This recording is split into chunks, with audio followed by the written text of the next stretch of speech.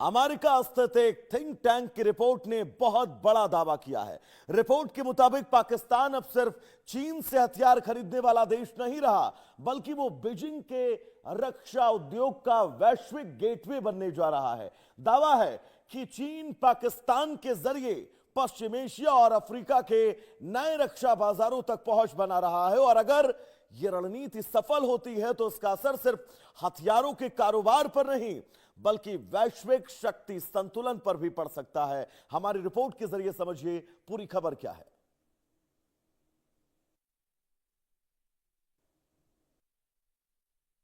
दोस्ती, रणनीति और हथियारों का कारोबार।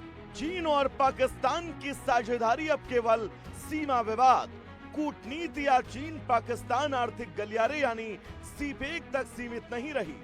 अब यह रिश्ता वैश्विक रक्षा बाजार में भी तेजी से फैलता दिखाई दे रहा है। अमेरिका के वॉशिंगटन स्थित think tank middle east forum की नई रिपोर्ट में दावा किया गया कि पाकिस्तान अब चीन के लिए हथियारों का सबसे बड़ा गेटवे बनता जा रहा है।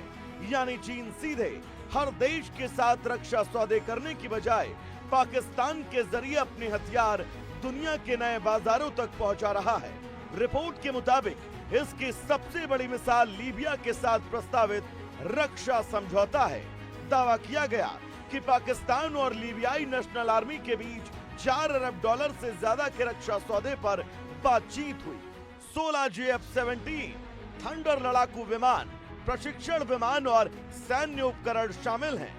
हालांकि इस सौदे की अभी तक आधिकारिक पुष्टि नहीं हुई है और न ही इसे अंतिम मंजूरी मिली है। JF-17 थंडर कोई साधारण लड़ाकू विमान नहीं, इसे पाकिस्तान एरोनॉटिकल कॉम्प्लेक्स और चीन के चेंगेदू एयरपोर्ट इंडस्ट्री ग्रुप ने मिलकर विकसित किया है। विमान के अधिकांश एवियोनिक्स, रडार, हथियार और मिसाइल प्रणालियां चीन की तकनीक पर आधारित है। यानी अगर JF-17 की बिक्री बढ़ती है तो इसका सीधा फायदा चीन के रक्षा उद्योग को मिलता है।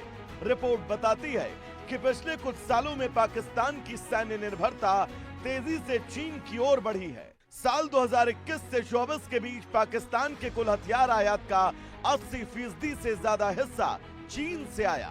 2020-24 के आंकड़े बताते हैं कि पाकिस्तान चीन के हथियारों का सबसे बड़ा विदेशी खरीदार रहा और चीन के कुल रक्षा निर्यात का लगभग 60% हिस्सा अकेले पाकिस्तान को गया। हालांकि पाकिस्तान के पास अब भी अमेरिका के F-16 लड़ाकू विमान मौजूद है और अमेरिका समय समय पर उनके रखरखाव के लिए सहायता देता रहा है, लेकिन नई सैन्य खरीद में चीन का दबदबा लगातार बढ़ रहा है। JF-17 लड़ाकू विमान, CH और विंग लुंग श्रृंखला के drone, HQ-9 air defence system, SH-17 हावित्जर तोप, VT-4 टैंक और कई नौसैनिक रक्षा प्रणालियां अब पाकिस्तान की सैन्य ताकत का अहम हिस्सा बन चुकी है। रिपोर्ट के मुताबिक पाकिस्तान अब सिर्फ चीनी हथियार खरीद नहीं रहा, बल्कि उनकी मार्केटिंग और निर्यात में भी साझेदार बन रहा है। हाल के महीनों में पाकिस्तान ने इराक, बांग्लादेश, इंडोनेशिया, सऊदी अरब, लीबिया, मोरक्को, नाइजीरिया, सूडान और इथियोपिया जैसे देशों के साथ रक्षा सहयोग बढ़ाया। चीनी मीडिया का दावा है कि इनमें से कई देशों के साथ JF-17 लड़ाकू विमानों को लेकर बातचीत चल रही है। हालांकि अधिकांश सौदों पर अभी अंतिम मुहर नहीं लगी। विशेषज्ञों का मानना है कि चीन की रणनीति सिर्फ हथियार बेचने तक सीमित नहीं है। पश्चिम एशिया और अफ्रीका के कई देशों के रक्षा बजट सीमित है। कुछ देशों पर अंतर्राष्ट्रीय प्रतिबंध है और कई देश पश्चिमी हथियारों की ऊंची कीमत या राजनीतिक शर्तों से बचना चाहते हैं। ऐसे में चीन अपेक्षाकृत कम लागत वाले हथियारों के जरिए इन बाजारों में अपनी पकड़ मजबूत करना चाहता है और पाकिस्तान इस रणनीति का अहम हिस्सा बन रहा है। चीन सीधे हर देश के साथ रक्षा समझौते करने की बजाय पाकिस्तान को एक भरोसेमंद साझेदार के रूप में इस्तेमाल कर रहा है।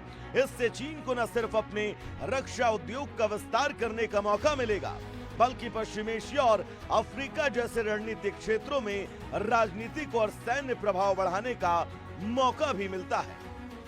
हालांकि चीनी हथियारों के सामने गुणवत्ता, अमेरिकी और नाटो प्रणालियों के साथ अनुकूलता, रखरखाव और अंतर्राष्ट्रीय प्रतिबंध जैसी चुनौतियां अब भी मौजूद हैं।